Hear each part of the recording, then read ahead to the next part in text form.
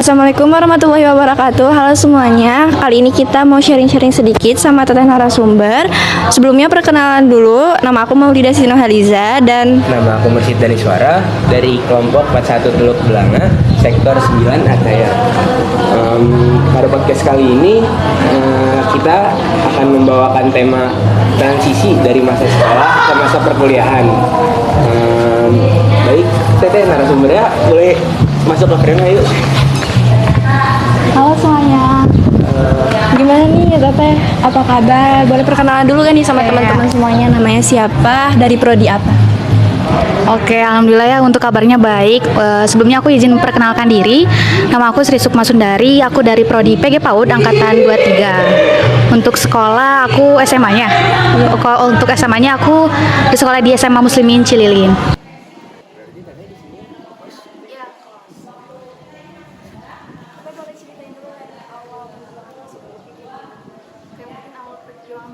Cukup memakan banyak waktu, tenaga dan pikiran ya. Karena kan kita harus memikirkan dengan matang apalagi tentang jurusannya. Terus yang pertama kita pernah ikut kelas 11 sampai kelas 12, dan yang terakhir aku ikut analisis nilai rapor, gimana itu menentukan cocoknya kita di prodi apa. Kenapa bisa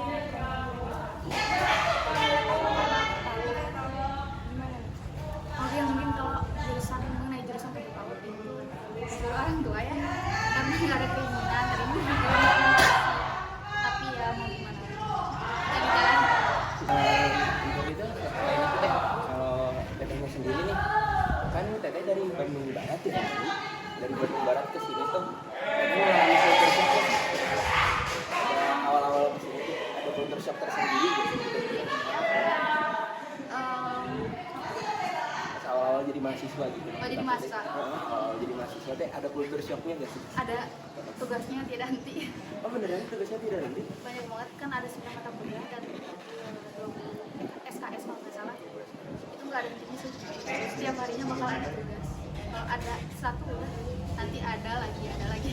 Tapi tiap weekend gitu teteh masih bisa ini juga apa namanya, masih tetap ada kegiatan gitu kalau misalnya ini sesibuk sih, apakah bener-bener sesibuk itu gitu culture shocknya? Kegiatan ada sih, karena kan kita harus bisa mengatur waktu ya. Waktu ya. Apalagi kalau misalnya ikut organisasi, itu harus bisa ngatur. Selain itu teteh gimana sih cara adaptasi dengan lingkungan yang ada di kampus ini, lingkungan kuliahnya gitu maksudnya, Kalau adaptasi. mungkin menyesuaikan ya dari lingkungan kelas, perkuliahan, dan mungkin lingkungan sekitar juga sih, menyesuaikan aja. Jangan sampai hal buruk dari SMA itu ke bawah dari sampai ke perkuliahan, gitu aja sih. Contohnya kayak gitu. Menyontek sih itu salah satunya. Jangan sampai ya. Ibunya nggak bisa nyontek. Ibunya nggak bisa ya? Nggak boleh, karena kan Ketahuan gitu. ya Beneran? semua kan ada juga ya, kalau kita komunikasi itu di Google itu bakal kelihatan, karena bakal dicek termitin juga kan, sama benar-benar bakal kelihatan nggak tuh, kenapa sih bakal kelihatan sama dosen. Itu bener-bener beda banget ya masa sekolah Cukup SMA gitu. berbeda banget sih. Nah, Kalau dari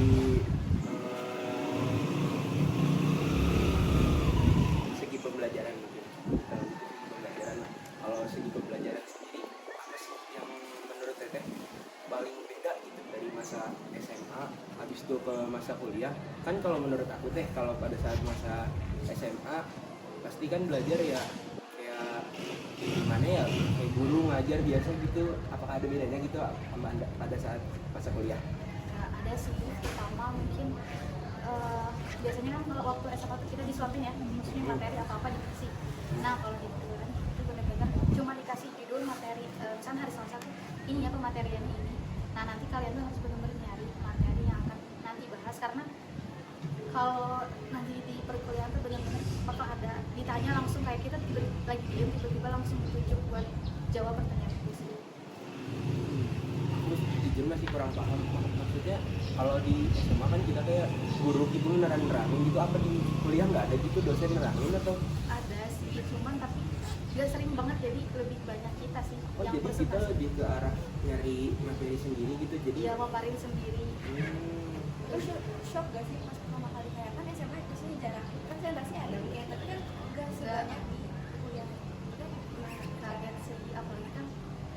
kalau presentasi itu harus benar-benar ada moderator ya, harus selalu ada moderator. Kalau buat memandu jalannya acara materi, terus benar-benar kita sebagai moderator tuh harus menyimpulkan apa yang udah kita bahas dan apa yang udah kita diskusikan dengan rekan-rekan kelas itu. Jadi benar-benar jauh beda banget ya teh kalau di ini mah. Beda banget. Nah, kan tadi kita udah menyangkut soal pembelajaran. Mungkin sekarang kita lanjut ke arah segi penilaian. Kalau di kampus sendiri untuk penilaian dari dosen-dosen gitu, kira-kira beda nggak sih teh sama di sekolah? Kalau dibilang cukup beda ya. Pertama nilainya tuh bukan angka ya, tapi kayak A, B, C, D gitu lah. Terus yang paling bagus itu A+. Terus untuk apa ya? Kalau penilaian kan mungkin kalau kita benar-benar yang kita padahal nggak ngerjain tapi kita di sana tuh dapat nilai kan. Iya. Udah sih benar-benar udah kayak kalau misalnya kita nggak ngerjain ya udah C aja. Atau kadang ada yang B kayak kalau misalkan yang dapat C itu harus ya ngulang matkul kalau setahu aku ya. Ada remedial gitu gak sih? Kan kalau aku zaman SMA aku tuh misalnya nilai aku di bawah KKM itu bisa remedial gitu. Kalau di kuliah kira-kira ada gak remedial gitu? Enggak ada sih, paling ngulang matkul. Ya salah. Bener berarti ya kalau dipikir-pikir agak menyeramkan. Tapi dijalanin aja, enjoy. Emang harus enjoy sih itu mah kalau soal itu. Kalau dosen sendiri gimana tuh? Ada bedanya nggak sama guru-guru yang ada di sekolah gitu? Gimana ya? Gitu. Kayak dari segi ngajar atau gimana mungkin guru kan dia apa kalau zaman aku SMK sih ya kayak kita nyamperin gurunya gitu. Kalau aku SMK kan aku dari SMK, jadi aku misalnya hari ini pelajaran ada 5, bahasa Indonesia, matematika, bahasa Inggris, PKN gitu-gitu, agama. Nah itu nanti aku ke kelas-kelasnya masing-masing gitu, terus habis itu dikasih ya habis itu kita belajar. Kalau di kuliah tuh gimana? Dosen-dosennya gimana? Enggak sih, apalagi kalau kita ya misalkan udah ngerjain satu mata kuliah kayak dosen mah kayak ya udah terserah bodo amat gitu, karena kan nanti yang dapat nilai jeleknya bukan dosen. Berarti dosen di kuliah tuh nggak yang kayak aku tuh pengalaman banget. Aku kalau pas aku SMK kita kayak dikejar-kejar gitu buat nilai, kayak ini kamu belum ngerjain ini nih, kerjain yang ini sekarang, deadline-nya besok udah harus dikumpulin. Ibu nggak mau tahu gimana caranya. Kalau di kuliah apakah dosen ada ngingetin gitu kira-kira? Kita paling ngingetin cuma satu kali, kalau misalnya didengerin sama mahasiswa kayak ya udah terserah kamu. Kayak bener-bener Dia langsung udah dia lepas tangan gitu. Ya, Kita yang ngajar gitu ya. ya bener, tinggal lihat apa ya nilai akhir IPK aja. Oh jadi aduh seperti itu. Cukup menyeramkan. Kalau misalnya kegiatan kan pasti jadwalnya ada pasti kan manajemen waktunya harus apa ya lebih rapi dari masa SMA kan. Kalau sebenarnya ada gini tips buat teman-teman buat cara apa ya nge-manage waktunya biar lebih baik gitu.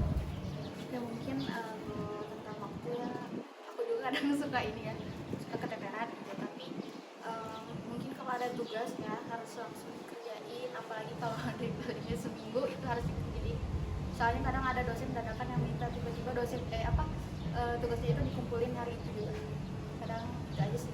Maksudnya tuh sebelumnya udah dikasih deadline seminggu, terus habis itu tiba-tiba dimintain kumpulin gitu apa? Iya, jadi misalnya ada yang satu minggu tiba-tiba belum satu minggu itu langsung Udah kayak dimintain. iya udah dimintain, jadi Oh, ya ada sudah gitu. siap gitu. Beberapa sih sebenarnya. Lumayan itu juga ya, harus dibiasakan gitu. Iya. Selain itu nih teh, kalau soal keorganisasian, kalau di kampus sama di sekolah kan kayaknya beda ya. Kalau aku pas sekolah dulu teh organisasi paling ada kayak organisasi OSIS, terus habis itu kayak kalau nggak organisasi itu paling kayak eskul gitu kayak basket, terus habis itu ada rohis, ada kayak robotik gitu kalau di sekolah aku. Nah kalau di kampus sendiri ada perbedaan nggak sih teh dari segi organisasi? Mungkin organisasinya apa aja sih sebenarnya? Kalau Kalian boleh jelasin. organisasi di kampusnya tahu aku ya, itu ada apa ya himpunan, setiap prodi pasti punya himpunan masing-masing. Terus ada BEM sama DPM itu yang aku tahu. Tapi untuk unit kegiatan atau UKM itu ada BUMA, Badan Olahraga Mahasiswa, ada dapur seni itu tentang kesenian, ada juga tentang keagamaan, tapi aku nggak tahu itu namanya apa ya. Terus apa lagi ya, ada Persima itu kayak tentang kalau kita tuh foto gitu ya, kalau nggak salah Fotografi gitu. ya fotografi itu kayak gitu. Terus sama Rimbawana Rimbawana tuh apa? itu tuh tentang apa ya, tentang alam, jadi kita tuh bener-bener ke gunung gitu. Ke gunung gitu aja? Sama itu kan ada apa ya namanya buat panjat tebing. Iya. Nah itu untuk Rimbawana ya itu betul. Oh, kayak berarti hitungannya kayak eskul. Nah, kalau kayak HIMA terus habis itu tadi BEM, DPM itu mereka perbedaannya tuh apa aja? Lima itu tuh benar-benar lebih ke prodinya gitu. Maksudnya ada aku tuh kebetulan Hima juga ya, di Pegi PAUD. Nah Hima itu lebih apa ya, lebih ke prodi Pegi PAUD-nya aja gitu. Kalau BEM itu biasanya ngawasin Hima. Nah kalau DPM itu ngawasin BEM. Oh, berarti DPM yang katanya paling atas. Nah itu DPM yang paling atas. Fungsinya HIMA terus apa gitu? Sebenarnya.